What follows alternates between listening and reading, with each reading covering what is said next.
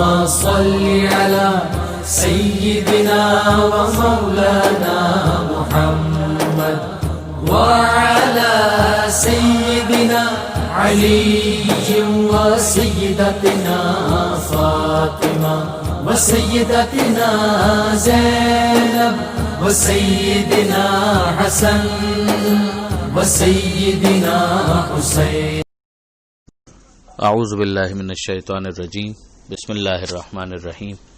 الحمد للہ رب العالمین والصلاة والسلام علی اشرف الانبیاء والمرسلین واہل بیتہ الطیبین الطاہرین المعصومین. اما بعد. سورہ مبارکہ نساء آیت نمبر 163 سے آیت نمبر 170 163 سے 170 ارشاد ہوتا ہے انا اوحینا الیکا، ہم نے آپ پر اسی طرح وحی بھیجی ہے، کما اوحینا الی نوح، جیسے ہم نے نوح علیہ السلام پر وحی بھیجی تھی، والنبیین من بعدہ، اور ان کے بعد آنے والے انبیاء پر بھی ہم نے وحی بھیجی تھی. یعنی یہ سلسلہ جو آپ کے اوپر وحی کا آ رہا ہے یہ کوئی انوکھا معاملہ نہیں ہے. آپ سے پہلے بھی ہم نے انبیاء کو منتخب کیا تھا اور ان کے اوپر وحی نازل کی تھی، اور اسی کی مثال دیتے ہوئے نوح علیہ السلام کا ذکر کیا گیا، دیگر انبیاء کا مجملاً ایک اشارہ کیا گیا. پھر اس کے بعد کہا گیا وَأَوْحَيْنَا إِلَىٰ إِبْرَاهِيمَ، ہم نے وحی کی ابراہیم پر، وَإِسْمَاعِيلَ اسماعیل پر، وَإِسْحَاقَ وَيَعْقُوبَ اسحاق اور یعقوب علیہ السلام پر، وَالْأَسْبَاطِ اور اسباط پر. یہ جو اسباط کا لفظ ہے یہ پہلے بھی آ چکا ہے، یہاں پر ایک مرتبہ پھر بیان کرنا مناسب ہے کہ اسباط سے مراد جناب یعقوب علیہ السلام کی اولاد میں پھر بعد میں آنے والے انبیاء. ایک تو یعقوب علیہ السلام کے فرزند جناب یوسف علیہ السلام جو نبی ہوئے، مگر یوسف علیہ السلام کے جو برادران ہیں ان کا تو کردار واضح ہے، ان کے اوپر پروردگار عالم نے وحی نازل نہیں کی اور نہ ہی ان کو نبی بنایا. مگر پھر بعد میں آنے والوں میں جو یعقوب علیہ السلام ہی کی نسل میں سے تھے، پروردگار عالم نے انبیاء قرار دیے اور ان کو اسباط کہا گیا. و عیسیٰ و ایوب و یونس و ہارون و سلیمان، یہ بھی نام ہے جو پروردگار عالم نے بیان کیے کہ ان سب کے اوپر بھی ہم نے وحی نازل کی. و آتینا داود زبورا، اور ہم نے داؤد کو زبور عطا کی. یعنی ایک ان کی خاصیت کو بھی یہاں پر ذکر کر دیا گیا. پھر اس کے بعد پروردگار فرماتا ہے وَرُسُلًا قَدْ قَصَصْنَاهُمْ عَلَيْكَ مِنْ قَبْلِ، اور کچھ پیغمبر وہ جن کے واقعات ہم نے آپ سے اس کے پہلے بیان کر دیے ہیں، اور کچھ وہ وَرُسُلًا لَمْ نَقْصُصْهُمْ عَلَيْكَ کہ جن کے حالات ہم نے آپ سے بیان نہیں کیے. وَكَلَّمَ اللَّهُ مُوسَىٰ تَكْلِيمًا، اور اللہ نے موسیٰ سے کلام کیا جیسا کلام کرنے کا حق تھا. جو خاص ایک اہتمام حضرت موسیٰ علیہ السلام کے حوالے سے ہے، اس کے اندر ایک انفرادیت یقیناً ہے کہ حضرت موسیٰ علیہ السلام کوہ طور پر جاتے ہیں، پروردگار عالم سے گفتگو کا شرف حاصل کرتے ہیں، تو یہاں پر ان کا خاص ذکر کر دیا گیا. اب اس ذیل میں ایک تبصرہ جو بہت اہم ہے کہ اس اجمال کی تصریح ہے کہ بہت سے پیغمبر ایسے ہیں جن کا ذکر پیغمبر خدا سے یعنی آپ پر نازل ہونے والی آیات کی کتاب میں اور آپ کی زبانی دنیا تک پہنچنے والے احادیث میں نہیں ہوا ہے. ان پیشوایان مذہب کے لیے جن کے متعلق دوسرے اقوام وحی آسمانی کے دعوے دار ہیں. یعنی جب خدا نے کہہ دیا کہ ہم نے سارے نام نہیں بیان کیے، کچھ بیان کیے اور کچھ بیان نہیں کیے، تو اس کا مطلب یہ ہوا کہ ہمارے پاس سارے نام بنام نہیں پہنچے ہیں. تو اب جو دوسری اقوام ہے، مثلا ایران میں زرتشت کی بات کی جاتی ہے، ہندوستان کے اندر مختلف نام لیے جاتے ہیں اور ان کے بارے میں یہ کہا جاتا ہے کہ کتابیں ان کے اوپر نازل ہوئی ہیں، تو کیا ہم اس کو آؤٹ رائٹ ریجیکٹ کر سکتے ہیں؟ جواب جی نہیں، ہم اس کو ریجیکٹ نہیں کر سکتے. خود قرآن نے اسپیس دیا ہے. نہ ہم یہ کہہ سکتے ہیں کہ ان کی باتیں حتماً درست ہیں، نہ ہم یہ کہہ سکتے ہیں کہ یہ حتماً غلط بول رہے ہیں جو اس وقت وہاں کے رہنے والے ہیں. بالکل امکان ہے کہ یہ وہ افراد ہوں کہ جنہیں پروردگار نے کوئی منصب دیا ہو، نبی بنایا ہو. یہ اور بات ہے کہ ان کی تعلیم کو بعد میں مسخ کر دیا گیا ہو، جیسے اہل کتاب نے توریت و انجیل وغیرہ کے ساتھ سلوک کیا، یا انہیں اوتار وغیرہ فرض کر کے ان کے اصل منصب کو فراموش کر دیا گیا ہو، جیسے نصارہ نے حضرت عیسیٰ علیہ السلام کے ساتھ کیا. اگلی آیت میں اوورال پروردگار رسولوں کے بھیجنے کا مقصد بیان کرتا ہے کہ رسول مبشرین و منذرین، کہ یہ رسول جو ہیں مبشر ہیں اور منذر ہیں. مبشر یعنی خوشخبری دینے والے، منذر یعنی ڈرانے والے. ان کی یہ دونوں کام جو ہیں بشارت اور انذار، یہ ایک پورا خاکہ ہے انبیاء کی ہدایتوں کا، جن میں ایک مثبت پہلو ہوتا ہے اور ایک منفی. ایک حکم ہے اور ایک وہ ہے کہ جس سے روکا گیا ہے، امر اور نہیں جس کو کہا جاتا ہے، ڈوز اینڈ ڈونٹس. اور انہی دونوں کے اعتبار سے نتیجے میں ثواب ہوتا ہے اور عذاب. اور انہی سے متعلق انبیاء جو خلق خدا کو وارننگز دیتے ہیں، انتباہات کرتے ہیں، ان میں یا وعدہ ہوتا ہے یا وعید ہوتی ہے. وعدہ ثواب کا ہوتا ہے، وعید عذاب کا. اسی وعدے کا نام ہے بشارت اور اسی وعید کا نام ہے انذار.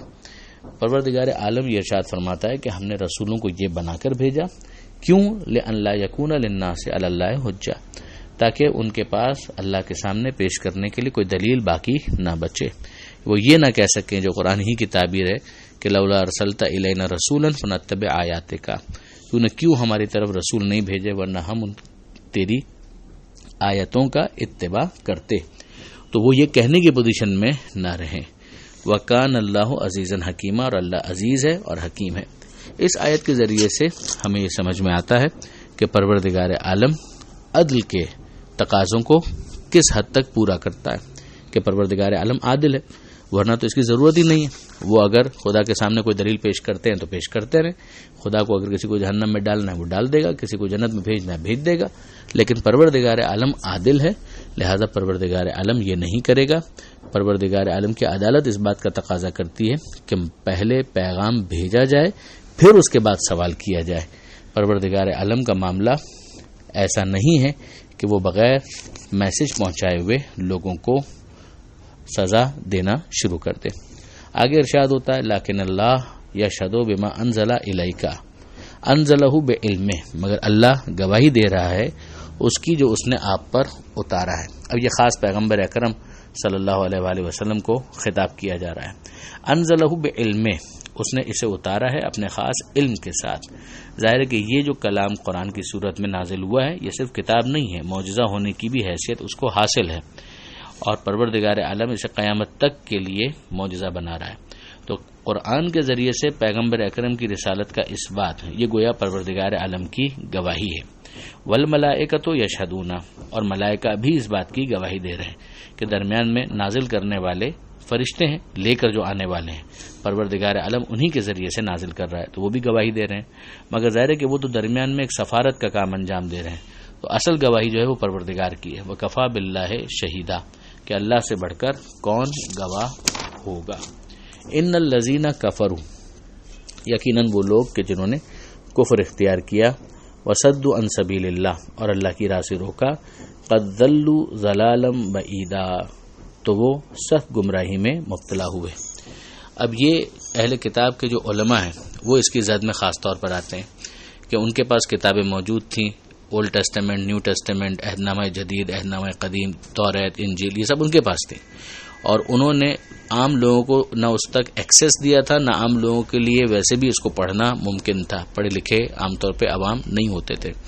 تو اب وہ خود جو یہود اور نصارہ کے علماء ہیں انہوں نے کفر کیا اور راستے میں رکاوٹ بھی بن گئے، تو خود بھی گمراہ ہوئے اور بہت آگے تک نکل گئے، دوسروں کی گمراہی کا بھی سبب قرار پائے. ان الذین کفروا وظلموا، یقیناً وہ لوگ کہ جنہوں نے کفر اختیار کیا اور جنہوں نے ظلم کیا. لم یکن اللہ لیغفر لہم، اللہ ان کی مغفرت کرنے والا نہیں ہے. یہ ہم دیکھ رہے ہیں کہ سورہ نساء میں پروردگار عالم نے اس مضمون کو پہلے بھی کئی مرتبہ ڈسکس کیا. اللہ شرک کے علاوہ ہر چیز کو معاف کرنے کے لیے، مغفرت کرنے کے لیے تیار ہے، مگر شرک کی مغفرت کرنے کے لیے تیار نہیں ہے. اس کے علاوہ جن چیزوں کے لیے چاہے گا مغفرت کر دے گا. تو یہاں پر ایک اور عنوان آ گیا. اب چاہے اس کفر کو شرک ہی کی وسعت میں لیا جائے یا اس کے آگے جو اس نے کہا تھا کہ جس کو چاہے گا معاف کر دے گا، تو یہاں بتا دیا کہ اس کو بھی خدا نہیں چاہتا، اور ظاہر ہے کہ خدا کا چاہنا حکمت کے ساتھ ہوتا ہے. تو پروردگار فرماتا ہے کہ جنہوں نے کفر کیا اور جنہوں نے ظلم کیا، اللہ ان کی مغفرت کرنے والا نہیں ہے، نہ ہی ان کو راستہ دکھانے کا ہے. الا طریقہ جہنم، ہاں جہنم کا ایک راستہ ہے وہ ان کو دکھایا جائے گا. خالدین فیہا ابدا، جس میں وہ ہمیشہ ہمیشہ رہیں گے. وکان ذالک علی اللہ یسیرا، اور یہ اللہ کے لیے بہت آسان ہے. یا ایھا الناس، اے انسانو. اب یہ پیغمبر اکرم صلی اللہ علیہ وآلہ وسلم کی رسالت کی جو آفاقیت ہے کہ کسی قوم قبیلے تک محدود نہیں ہے، تمام انسانوں کو مخاطب کیا گیا۔ پروردگار عالم نے قرآن مجید میں کسی ایک دفعہ بھی قوم عرب کو مخاطب نہیں بنایا ہے پیغمبر اکرم کی رسالت کے حوالے سے یا دعوت ایمان کے حوالے سے، اور یہ اس حقیقت کا ثبوت ہے کہ آپ کی ذات شروع ہی سے کسی ایک قوم اور نسل کی اصلاح کو مطمع نظر بنا کر نہیں آئی تھی۔ ارشاد ہوتا ہے، اے انسانوں، تمہارے پاس وہ رسول آ چکا ہے حق کے ساتھ، من ربکم، تمہارے رب کی طرف سے، فآمنوا خیرا لکم، ایمان لاؤ تمہارا ہی بھلا ہوگا، وَإِن تَكْفُرُوا، اور اگر تم انکار کر دو گے، فَإِنَّ لِلَّهِ مَا فِي السَّمَاوَاتِ وَالْأَرْضِ، تو اللہ ہی کے لیے ہے جو کچھ بھی آسمانوں میں ہے اور زمین میں ہے۔ یہ تعبیر اس سورے کے اندر اس سے پہلے بھی کئی مرتبہ ہم دیکھ چکے ہیں کہ خدا پھر قدرت رکھتا ہے، وہ غنی علی الاطلاق ہے، آسمانوں زمینوں میں جو کچھ ہے وہ اس کا ہے، وَكَانَ اللَّهُ عَلِيمًا حَكِيمًا، اللہ علم والا ہے اور اللہ حکمت والا ہے۔ یہاں پر یہ صفحہ مکمل ہوتا ہے۔ پروردگار عالم سے دعا ہے قرآن مجید سمجھنے اور اس پر عمل کرنے کی توفیق عطا فرما، اور وارث قرآن امام زمانہ کے ظہور میں تعجیل فرما۔ وآخر دعوانا ان الحمد للہ رب العالمین، والسلام علیکم ورحمۃ اللہ وبرکاتہ۔